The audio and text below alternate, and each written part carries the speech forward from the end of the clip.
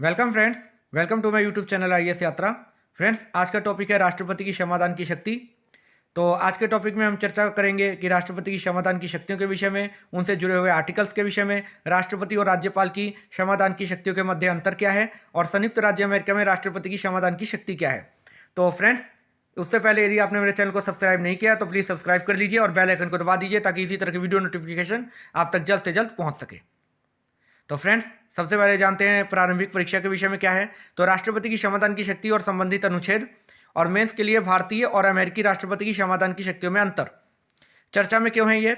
हाल ही में संयुक्त राज्य अमेरिका के राष्ट्रपति ने अपने पूर्व राष्ट्रीय सुरक्षा सलाहकार को क्षमा करने के लिए संविधान के तहत अपनी शक्तियों का प्रयोग किया है। संयुक्त राज्य अमेरिका के राष्ट्रपति की क्षमादान की शक्तियां के विपरीत भारत के राष्ट्रपति को मंत्रिमंडल की सलाह पर कार्य करना होता है। संयुक्त राज्य अमेरिका में राष्ट्रपति की क्षमादान की शक्ति के विषय में बात कर देते हैं हम। तो यूएसए के राष्ट्रपति को संघीय अपराधों से संबंधित अपराधों को क्षमा करने या सजा की प्रकृति को बदलने का संवैधानिक अधिकार है। क्षमादान एक व्यापक कार्यकारी और विवेकाधीन शक्ति है, जिसका अर्थ है राष्ट्रपति अपनी क्षमादान शक्ति के लिए जवाबदेह नहीं है और अपने आदेश के कारण बताने के लिए बाध्य नहीं है, परंतु इसकी कुछ सीमाएं हैं, वो जान लेते हैं। संयुक्त राज्य अमेरिका के सर्वोच्च न्यायालय ने माना है कि ये शक्तियां असीमित हैं और इन्हें कांग्रेस विधायिका द्वारा प्रतिबंधित नहीं किया जा सकता। संयुक्त राज्य अमेरिका में अध्यक्षात्मक शासन व्यवस्था है। सीमाएं क्या हैं इसकी? महाभियोग के मामलों को छोड़कर अमेरिकी राष्ट्रपति के पास अमेरिका के खिलाफ किए गए अपराधों के लिए दंड विराम और क्षमा करने की शक्ति है। इसके अलावा ये शक्तियां केवल संघीय अपराधों पर लागू होती हैं, राज्य के खिलाफ अपराधों पर नहीं। ऐसे लोग जिन्हें राष्ट्रपति द्वारा माफ किया गया है वे व्यक्तिगत रूप से राज्यों के कानूनों के तहत भी कोशिश कर सकते हैं। भारत में राष्ट्रपति की क्षमादान की शक्ति के विषय में चर्चा कर लेते हैं। तो भारतीय संविधान के अनुच्छेद 72 और अनुच्छेद 161 के अंतर्गत राष्ट्रपति और राज्यपालों को दंड के लघुकरण, परिहार, विराम और प्रविलंब का अधिकार दिया गया है। इसे राष्ट्रपति और राज्यपालों द्वारा दंड का क्षमादान कहा जाता है। राज्यपाल केवल मृत्यु दंडादेश पर क्षमादान का अधिकार रखता है। राष्ट्रपति को उन व्यक्तियों को क्षमा करने की शक्तियां प्राप्त हैं जो निम्नलिखित मामलों में किसी अपराध के लिए दोषी करार दिए गए हैं: संघीय विधि के विरुद्ध किसी अपराध के संदर्भ में दिए गए दंड में और सैन्य न्यायालयों द्वारा दिए गए दंड में, और यदि दंड का स्वरूप मृत्यु दंड हो तो। सीमाएं क्या है? राष्ट्रपति क्षमादान की अपनी शक्ति का प्रयोग केंद्रीय मंत्रिमंडल के परामर्श के बिना नहीं कर सकते हैं। सर्वोच्च न्यायालय ने कई मामलों में निर्णय दिया है कि राष्ट्रपति को दया याचिका का फैसला करते हुए मंत्रिपरिषद की सलाह पर कार्रवाई करनी है। इनमें वर्ष 1980 में मारूराम बनाम भारत संघ और वर्ष 1994 में धनंजय चटर्जी बनाम पश्चिम बंगाल राज्य मामले शामिल हैं।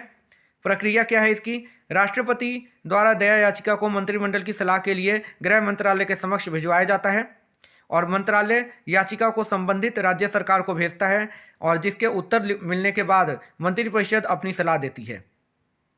पुनर्विचार। यद्यपि राष्ट्रपति पर मंत्रिमंडल की सलाह बाध्यकारी होती है, अनुच्छेद 74(1) उन्हें मंत्रिमंडल के पुनर्विचार हेतु इसे वापस करने का अधिकार देता है। यदि मंत्रिमंडल किसी भी बदलाव के बिना इसे राष्ट्रपति को भेजता है तो राष्ट्रपति के पास इसे स्वीकार करने के अलावा कोई विकल्प नहीं रह जाता। संविधान के अनुच्छेद 161 के अंतर्गत राज्य के राज्यपाल को भी क्षमादान की शक्तियां प्राप्त हैं। तो राष्ट्रपति और राज्यपाल की क्षमादान की शक्तियों में अंतर क्या है, ये जान लेते हैं। सैन्य मामले में राष्ट्रपति सैन्य न्यायालय द्वारा दी गई सजा को क्षमा कर सकते हैं, परंतु राज्यपाल नहीं। मृत्युदंड। राष्ट्रपति मृत्युदंड से संबंधित सभी मामलों में क्षमादान कर सकते हैं, परंतु राज्यपाल की क्षमादान की शक्ति मृत्युदंड के मामलों पर विस्तारित नहीं है। अनुच्छेद 72 के तहत राष्ट्रपति की क्षमादान शक्ति का दायरा अनुच्छेद 161 के तहत राज्यपाल की क्षमादान शक्ति से अधिक है, जो निम्नलिखित दो तरीकों से भिन्न है। शब्दावली जान लेते हैं।